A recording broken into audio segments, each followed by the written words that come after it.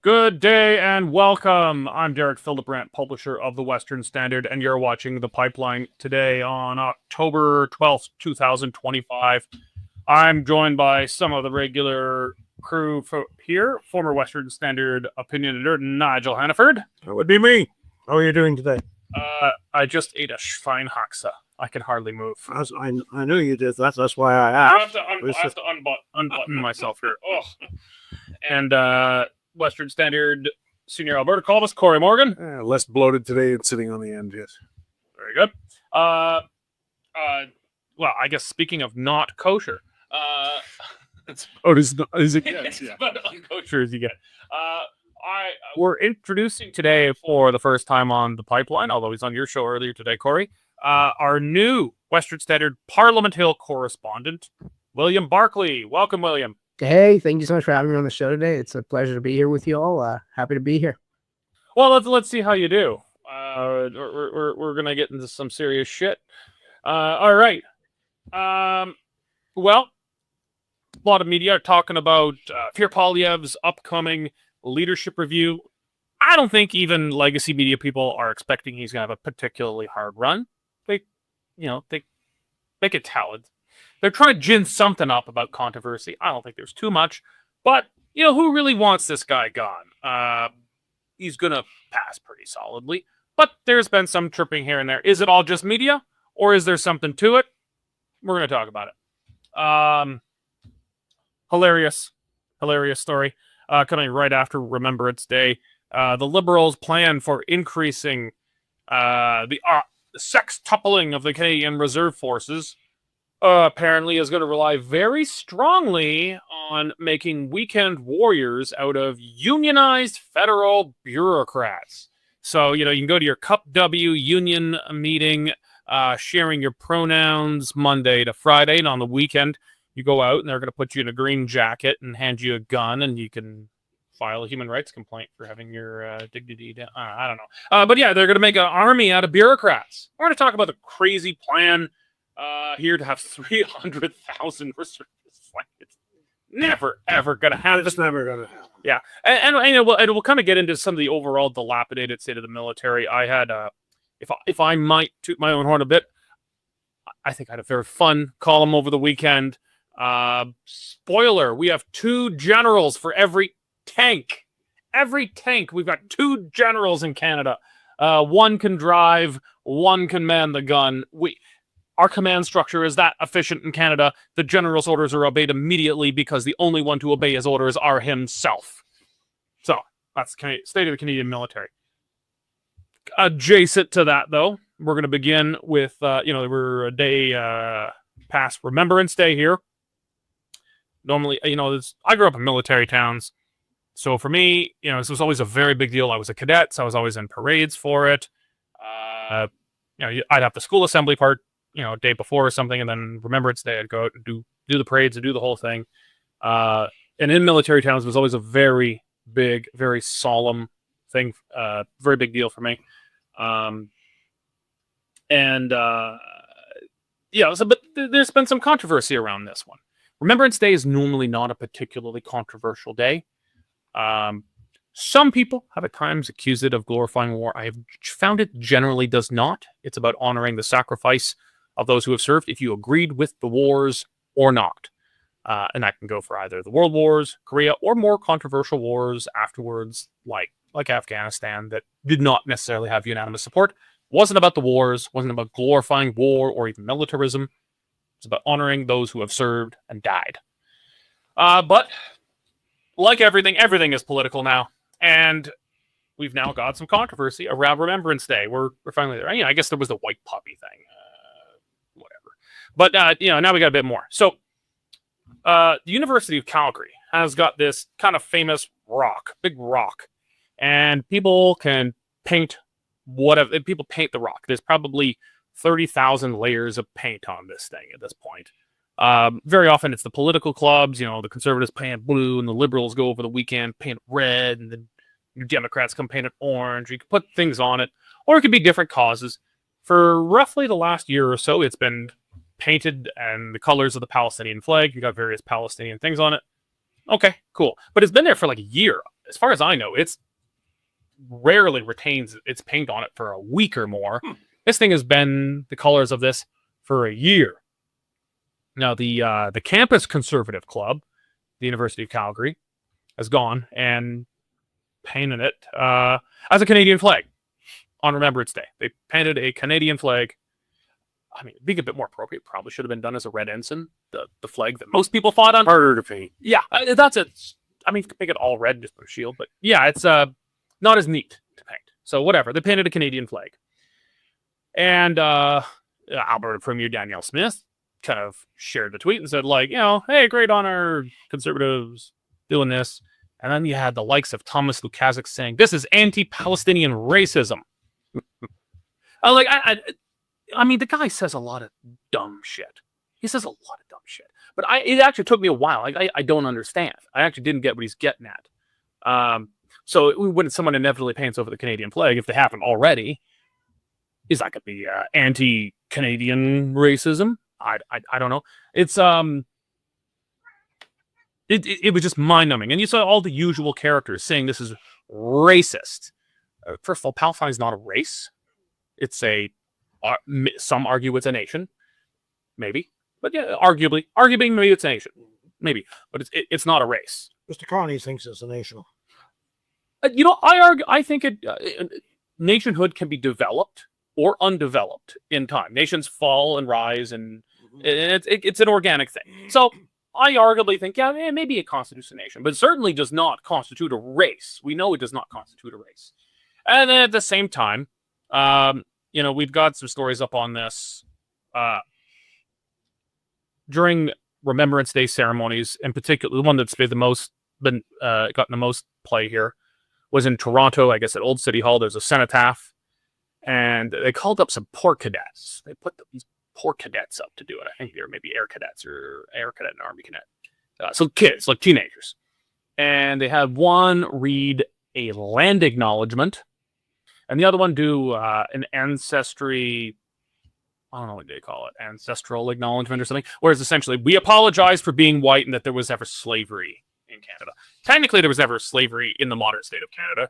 Long pre-Confederation, there was technically slavery. But Canada actually was one of the first places on the planet, even predating the British Empire, which predates America, which predates most of the rest of the world in getting rid of slavery. Canada was the first part of the British Empire to outlaw slavery. But we have to have these acknowledgements just about how sinful Canada is, born in sin, that it ever had slavery. Yeah. I'm not going to say, of course, slavery is bad. We know it. You don't have to say that crap. We just know that. It's self-evident. But we've now drenched Remembrance Day in ritual shame and self-loathing. I can't imagine there's many veterans, present or past, would imagine this is the kind of Canada they fought for, and this is the kind of recognition they would get for their service and sacrifice. I don't think they would have been. One of the remarkable things about Canada is the number of people who actually put on uniform. In 1939, this was just a country of about 11 million people. 900,000 men and women put on uniform. 900,000 out of a population of 11 million, and they were not fighting for anything but freedom and an end to fascism. And what we're looking at now with this kind of thing that you've just described so eloquently, Derek, is a new kind of fascism, except that this time it's directed at people like us by the kind of people who benefited most from Canada's war effort. It's a shame, it's a disgrace, and we'll probably see more of it before we see less of it. The only reason I even raise the possibility of seeing less of it is that if you've noticed, the shibboleths are starting to fall. You know, we have Bill Gates coming out and saying, well, maybe global warming isn't the most important thing in the world. And some of the government officers backing off on the indigenous claims that seem to require the most proof. I think in the end, and as for trans, you know, people are starting to say, yeah, maybe not so much. I think these things come and they're used politically to embarrass the conservative side, or the attempt to, but this too will pass. Meanwhile, there's a shocking and sad development. I'm not sure how far to take this sentiment, but I don't know, Cory, if you saw it. There was it was on the Good Morning Britain, or it was a British news show, and they had this very, very old veteran on.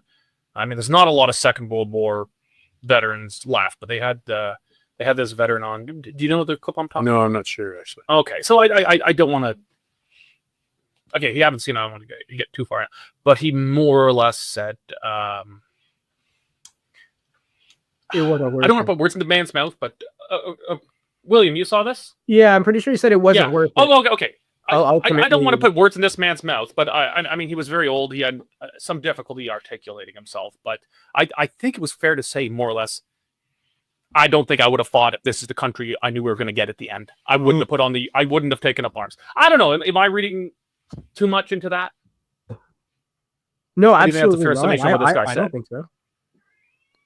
I think what we're seeing with regards to kind of the rock in Canada, at least, is the erasure in real time of Canada's national identity, what it means to be Canadian, Canada's foundational values and ideology, and specifically in order to make space for alternative ideologies and diverse cultures, and again, at the expense of Canada's own national identity.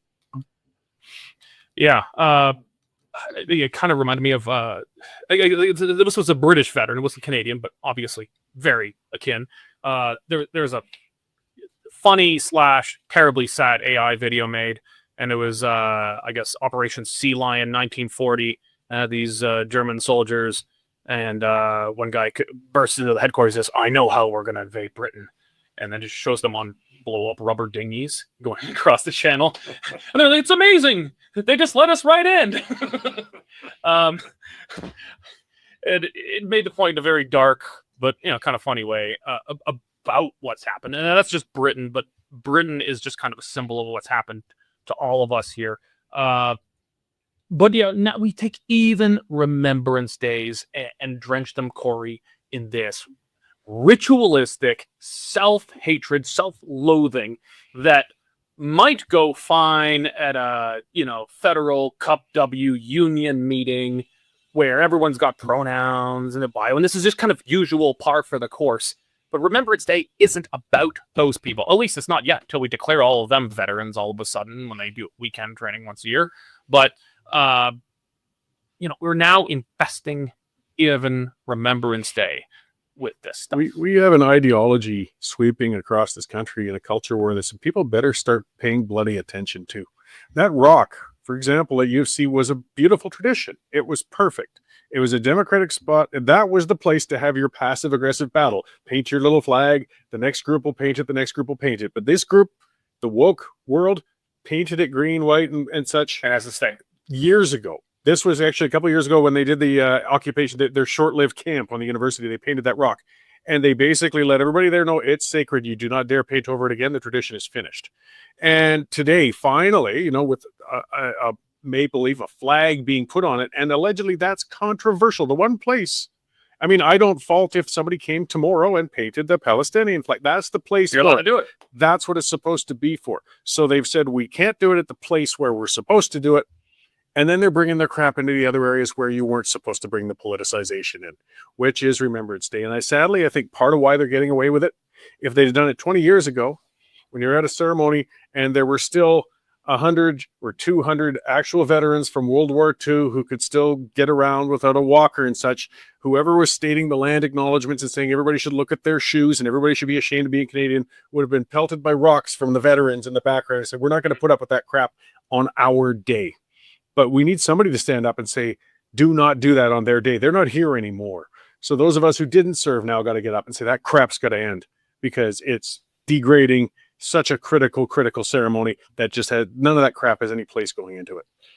And on Remembrance Day, so correct me if I'm wrong, but I think it was yesterday, Toronto Mayor Chairman Chow announced that they're going to be raising the flag at the Toronto City Hall. No, they didn't raise it on Remembrance Day. I think that might be a bridge too far even for the nuttiest nuts so far. They were probably going to want to get there. But on Remembrance Day, she announced that they will be raising the Palestinian flag at the Toronto City Hall. We also just got word now the same thing is going to happen at Calgary. Calgary City Hall is going to raise the Palestinian flag. I mean, it's particularly provocative, but I think I want to pull it back, William, to maybe broader topic of corrupting our public spaces, institutions with things, ideological causes that have nothing to do with us. Palestine is a different people on a different continent that frankly should have nothing to do with us. They want to raise the Palestinian flag. Raise it in Palestine. Good for Palestine. Or raise it at home or wherever. Raise it on your private property. But then, I don't want to be accused of double standards here. So, I'd say we should also then not raise the Israeli flag at City Hall. What does City Hall have to do with Israel or Palestine? What does it have to do with your sexual orientation? We should be scrapping this. We've just got an endless ream of applications in for declarative days. Today's Gay Day. Today's Palestine Day. Today's Israel Day.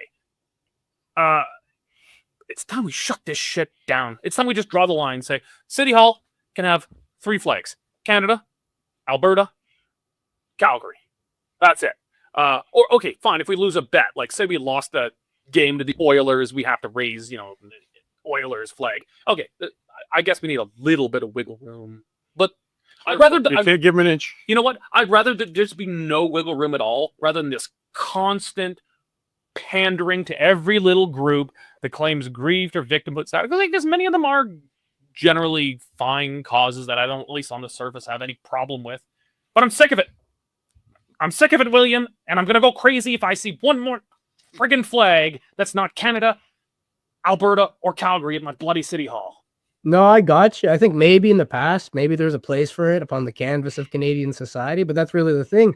We need to reestablish Canada's identity. We need to really reestablish a canvas because it's being rent asunder. I think it's 43% of Canada's youth are actually in favor now of becoming part of the United States of America. And so that's essentially half of Canada's youth. Half of Canada's future is essentially, they see no future in Canada. They want to go to the States. And that's because in a lot of ways, we very much sacrificed our own spirit, values, ethos in order to make space for the culture and pride of others. I think in a lot of ways, the modern advent of identity politics has transformed the pursuit of diversity into an instrument of oppression and very much a political mechanism that leftists everywhere now routinely leverage in order to legitimize and very much encourage the persecution of any sufficiently undiverse or white person. And we see that in America. We see that in Canada.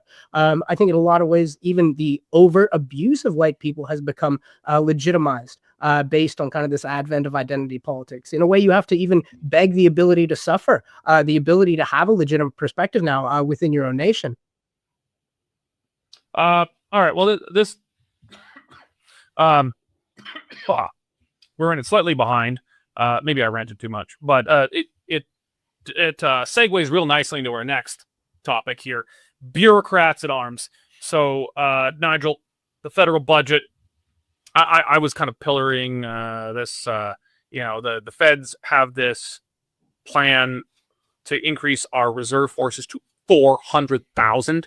We're at 25 to 26,000 right now, so 16-fold increase. There is a 0% chance. Like you would have to pay reservists $100,000 a year to go on a couple weekends to get up there without conscription. Just no way you're ever going to get even vaguely close to it. We've had a 30,000 target for 8 years now. We haven't closed it by one soldier, essentially. We've not gotten anywhere. Also, people come in, they realize how crappy it is in our forces now. You got tampons in the men's room. It's not yes sir ma'am, it's yes they them kind of crap. There's no esprit de corps anymore. Our military's been shredded from its martial spirit. It's esprit de corps. But the plan now is, at least for 300,000 of this massive new People's Army in Canada, is reclassifying bureaucrats. So, first of all, I want to point the listener to an excellent column in the Western Standard from John Thompson, who often writes on military matters, and he writes with some authority because he was in the forces himself.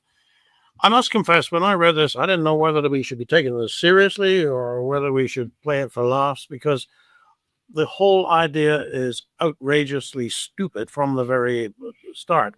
But you never know with Mr. Carney whether even something ridiculous actually meets an undisclosed government motive. And I really have to think, well, he's made various promises about spending more money on the Canadian military. Well, here's a way to do it. That he's going to expand the forces. Well, if it's just numbers that you're thinking about, here's a way that you can fool people. But if we're going to go to the numbers game, let's just look at a couple of things here. There are approximately 400,000 Canadian civil servants, and there will still be 400,000 plus after Mr. Carney has completed his budget cuts. Of that number, 58% are women. That's not to say women can't be part-time soldiers, but the other thing is more than half are over the age of 40, and more than a third are over the age of 59. Now, basically, that's not your traditional recruiting pool, okay? And what do they get? Old cat ladies working in offices. They get 1 week's training. They get shown how to shoot a gun, to fly a drone, and this is obviously something that's going to have to be procured because we don't actually have a hell of a lot of these things. And I have to wonder what it is that Mr. Carney and those advising him are imagining. This is the sort of army that defends, well, you would understand this. This is the army that defends Berlin in March, April 1945. Yeah, you don't. It's not the cream of your crop. It is the army that Britain was. Why do I understand that? Well, the stereotypes. That's racism. Racist. Right in your own shot, Derek. Anyway, so this is the sort of army that Britain would put together. They called them the Home Guard. They had pitchforks, shovels, and one gun between three. And if the Jerry's had ever landed, they'd have had a rough time with it. But this kind of these are not Minutemen. To use an American analogy, our civil servants are not the people you want if you have a citizen army, and they certainly aren't the people who are going to rise to the occasion with 1 week's training. So obviously, this is a big rubbish story. I can't help thinking that this is all about giving the government cover to go back and say they've done something when in actual fact they've done nothing. Funny historical just note there. One of the last organized divisions in Berlin, May 1945. Hitler England. No, it was a French SS division, Charlemagne. It was actually French. The French defended Berlin to the end, maybe not Paris, Yeah. but the French defended Berlin to the end. Fun facts every show. Well, William, a year ago, the Liberals were saying we're going to confiscate all these military assault rifles from Canadian hunters, and we're going to give it to Ukraine. That's my parting shot. Oh, well, you didn't tell me. Yeah, well, they were going to give these guns to Ukraine. Turned out Ukraine didn't want them because none of them are actually military rifles. They're just hunting and sport shooting rifles. So the Ukrainians disagreed that these are actually assault rifles. But this sounds just about as crazy that we're going to arm the Ukrainians with our hunting rifles. Now we're going to make a mass people's army out of bureaucrats. Yeah, you live with bureaucrats. How often do you think they are? You're in Ottawa. Well, so here's the funny thing. I've been trying to turn this on its head to make sense of it. And I wonder if really the goal isn't necessarily physical, let's say, but ideological. kind of to reconstitute the ideology of the Canadian Armed Forces, when we already know that they're doing everything they can not to recruit from people on the right, because the Canadian Armed Forces, like the RCMP, has equated traditional values squarely with extremism, right? And so what else would kind of swelling its ranks by so many public servants do but essentially inject like a huge amount of, like you said yourself, hyper-leftist ideology directly into the ranks of the Canadian Armed Forces? And I wonder if maybe that's really the goal, not combat readiness, not the ability to do anything militarily to reestablish our martial spirit, but to change the ideological constitution decisively of the Canadian Armed Forces. To me, that's really the only thing that makes sense. And in a way, it's almost the most nefarious of possibilities.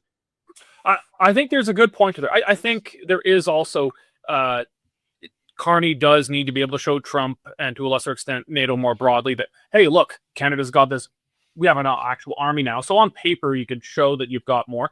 I think that is one goal. But on the other, I think that is a not unreasonable suspicion that will these serve as ready-made commissars to ensure that the military is ideologically reliable. They've already done this at the upper end of the forces, Cory. You remember it was just it was like last week or something, the chief of defense staff, what's her nuts? Yeah. She gave this weepy, teary apology for systemic discrimination in the forces. Oh, you know what? Yeah, like everything, it's not always had a perfect politically correct record, but for God's sakes, the purpose of the military was never inclusion and diversity. It was war fighting. That's what it does. It defends the country and it attacks others. It's pretty simple. But those with a taste for adventure should tune in to Fox News tonight. They are going to have a riot with this. Oh, Are absolutely. they picking it up? They're going to, Pete Hegseth will be there laughing at it. Trump will be laughing at it. Well, Yeah, so I was going to say, it makes us look worse to Trump. I think that, to be honest, like all this talk of a 51st state is squarely the result of our weak leadership. I think that, let's say you have Harper in there and Trump makes the same joke about a 51st state, and it stays just that because you had a strong leader in office. And so I think that in a weird way, like adding all these public servants, it makes us worse in the eyes of Trump. It makes us look even more limp-wristed, let's say, effete and almost incapable of anything internationally. Yeah. Well, you know, this will make the lower ranks, more ideologically reliable, perhaps. But they've already done this with the upper ranks. Promotion now, I'm sure merit still plays some role in the forces, but it is very clearly not the most important thing. They're not putting a hoser like Randy Hillier from Newfoundland in anymore. That kind of guy is not we're not gonna see him as chief of defense staff anytime soon. They've got these DEI hires who are clearly there just for photo op. It looks good on paper to these kinds of people. But yeah, I wrote a column we published just over the weekend. I was thinking, so the Royal Canadian Navy, Cory, tweeted that the HMCS Corner Brook was refitted and is back in service, and they said it is, quote, the most advanced submarine in the Canadian fleet. Now, my dream as a kid was to be in the Canadian Navy. I wanted to command a submarine, so I pay attention to this stuff. And I scratched my head and I thought, it's the most advanced submarine in the Canadian fleet. I'm pretty sure it's the only submarine in the Canadian fleet. Looked it up. Yes, it is. We have, on paper, 3 submarines built in the 80s, which have been out of service virtually the entire time since Canada bought them used. And these are diesel submarines. They've never really been in active service. They killed a couple of sailors when they brought them over. Yeah. They've been getting refitted the entire time we've had them. Yeah. So we have 3 sitting around, 1 now, I guess, in service. And I thought, okay, I wonder how many admirals we've got for our submarines. And then I thought about this and I started crunching the numbers. We have got 3 admirals. Okay, so we've got 145 flag officers. That's generals and admirals combined. There's different levels of generals and admirals. But we've got 445, excluding joint commands like Chief of Defense Staff and people in NORAD, NATO, stuff like that. We have, so excluding a significant number of those generals and admirals and joint commands and organizations, we have 3 admirals per active duty or combat-ready warship in Canada. 3 admirals. So, like, one admiral can literally run the engine room. I don't know what the captain does in the Navy anymore. We got 2 generals per combat-ready tank. One can drive, one can man the gun. And we've got nearly 1 Air Force general per active fighter jet. Now, I know that's a very oversimplifying metric, but I think it should put things in perspective. That we don't have a Navy. We don't have an Army. We don't have an Air Force. We've got paper organizations that are just led by people in uniform who are no longer even led, at least at the high levels, based on anything involving a meritocracy. For all intents and purposes, Canada doesn't just have an underfunded, undermanned military. We don't have a military. We got 2 tanks per general. Yeah, well, in this latest embarrassing So 2 generals per tank. embarrassing brainstorm, which people will see through immediately, and NATO and so on aren't going to say, oh, great, Canada's met its 2%. No, they have to keep them there. We don't need more body bags. I mean, we can't take these reservists and stick them in a real combat situation. It would be inhumane. I mean, I had the opportunity. I've just returned from a country actually with some of the most active reservists on earth, which is Israel.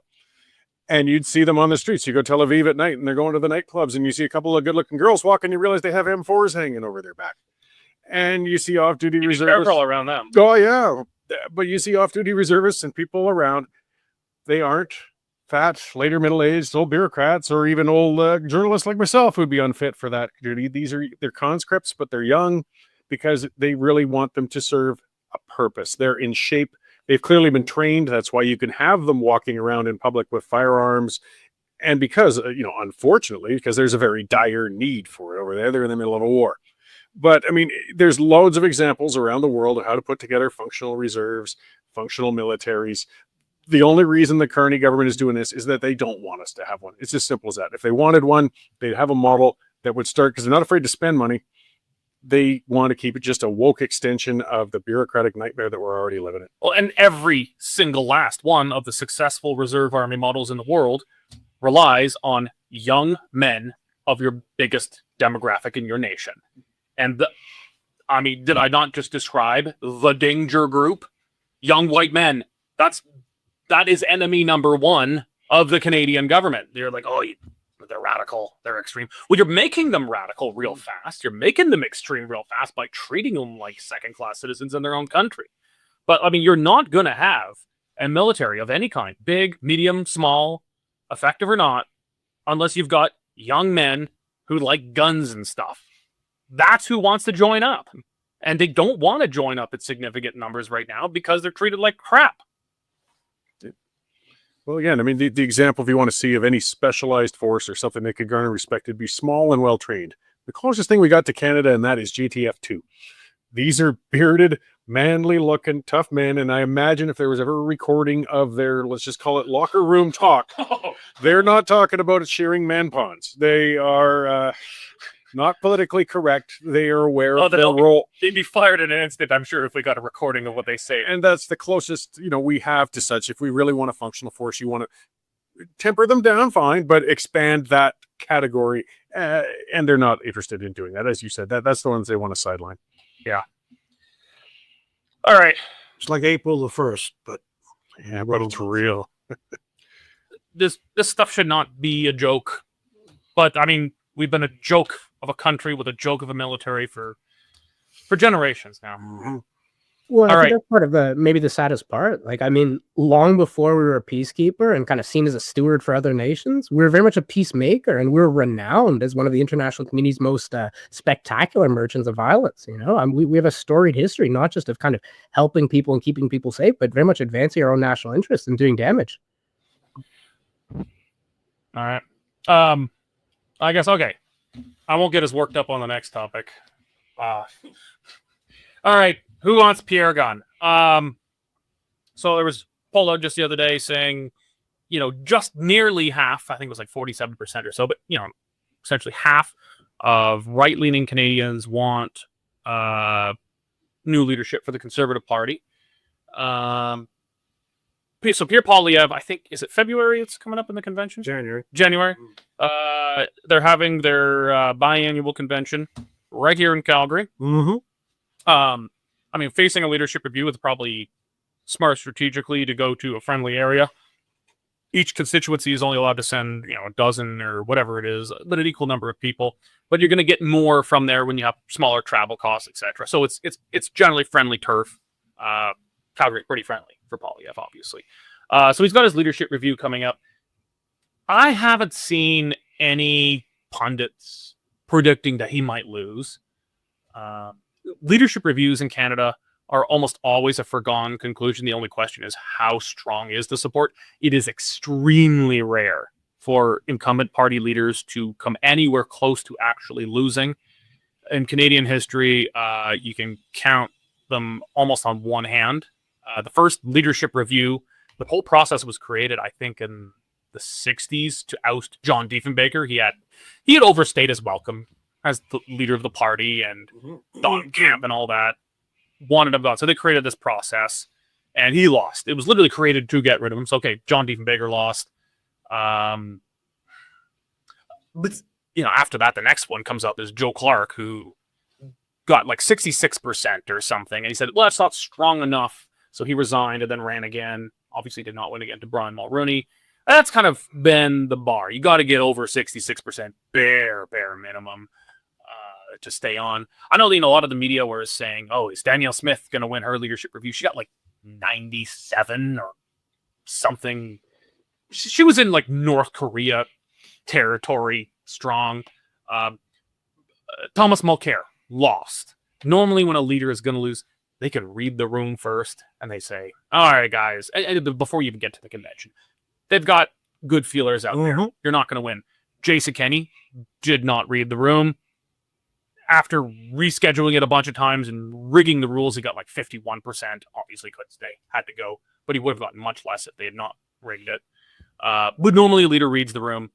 Pierre Poilievre is going to win. The media are hedging their bets. Oh, it's going to be. I think he's going to get pretty strong. But William, I don't know. I know you just started, but we've kind of thrown you into the lion's den in the press gallery there. Who's taking this seriously? That Pierre Poilievre's leadership's actually in any jeopardy? I think the media and liberal politicians are the ones who are really taking it seriously. I think they've essentially constructed this narrative, I think essentially post-election, that Pierre Poilievre is not doing too well. He's not enjoying support. The Conservative Party is kind of in decline. And I think that now certain conservative politicians are becoming beholden to this narrative and kind of bullied into fulfilling its prophecies. I think as part of this greater attempted narrative push that we've all seen kind of over the past few years, this attempt to convince everyone that right-wing values, conservatism, religion even are all dying out. It's simply not true. I think especially amongst Canada's youth, which is for all intents and purposes Canada's future.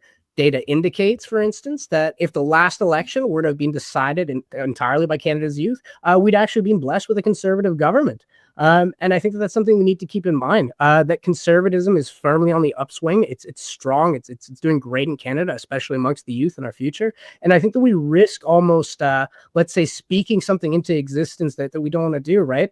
And that's this narrative that conservatism is in decline. And we really need to be worried and careful of not speaking that into existence, because we're doing great right now. And I think that the only people who think we're doing badly, kind of Pierre Poilievre's leadership is suffering, are, again, the liberal media and liberal politicians. I think they're the ones who have really constructed this narrative.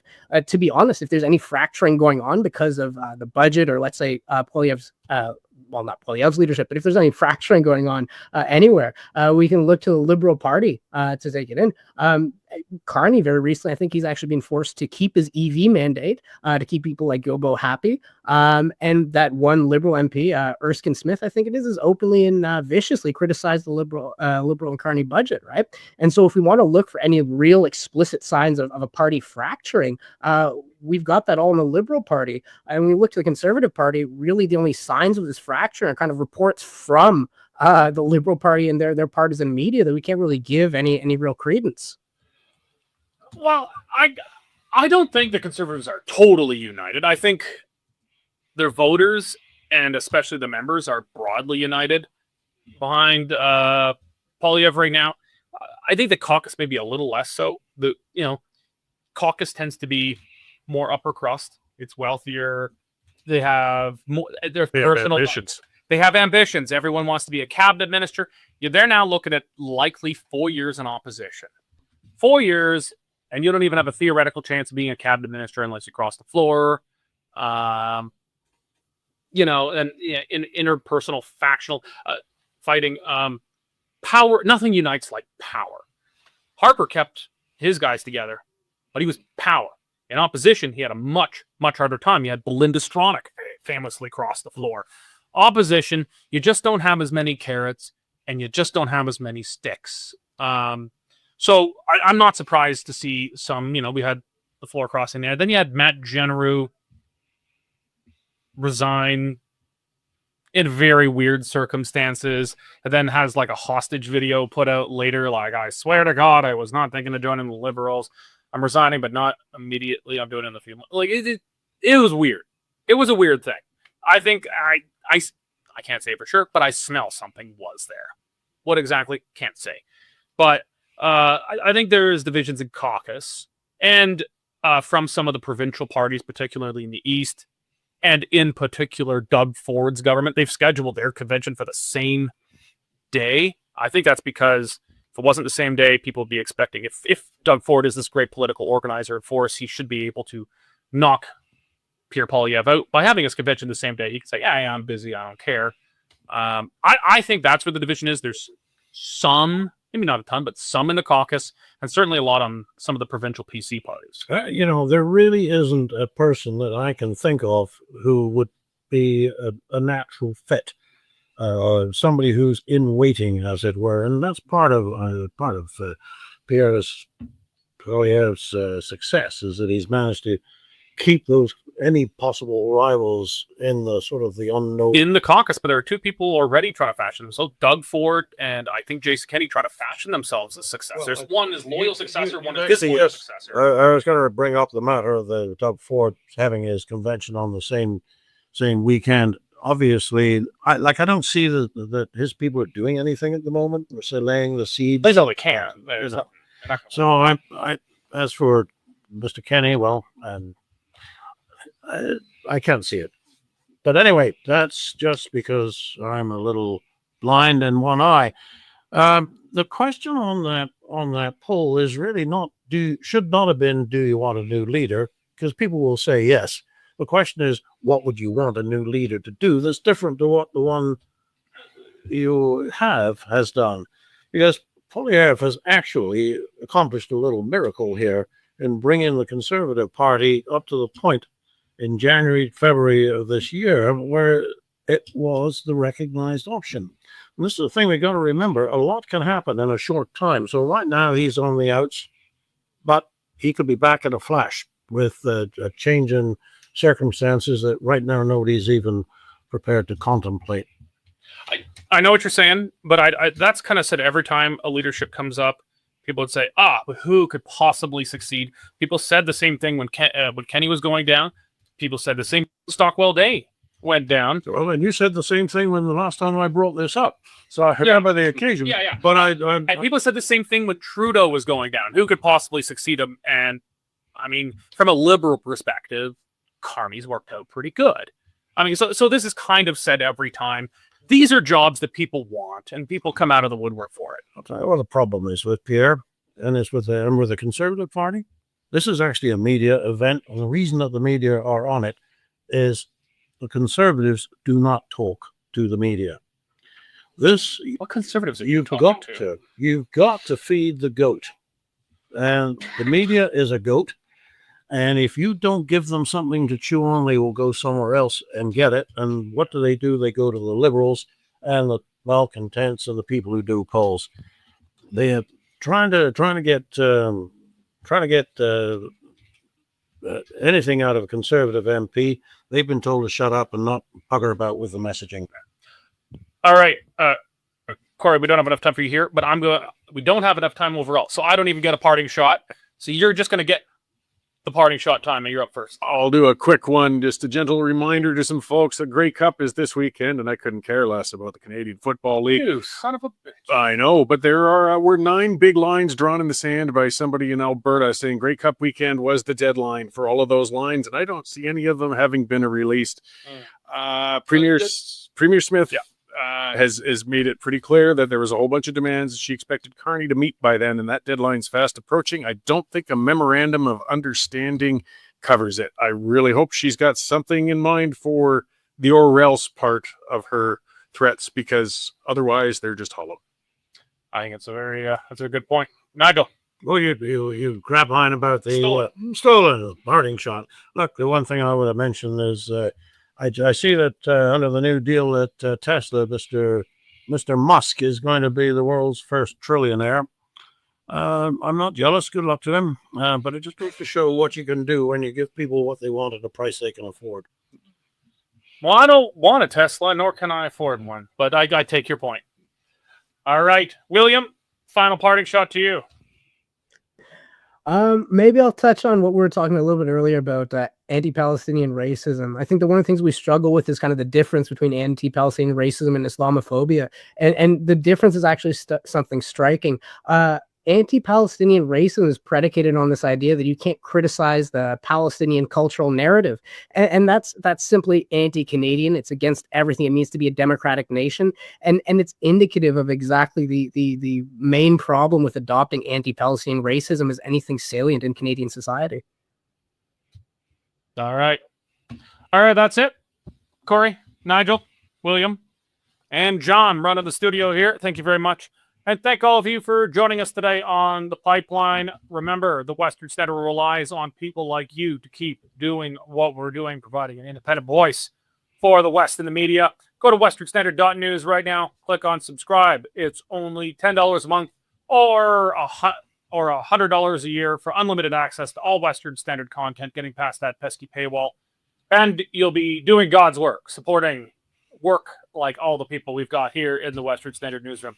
Thank you very much for joining us today, and God bless.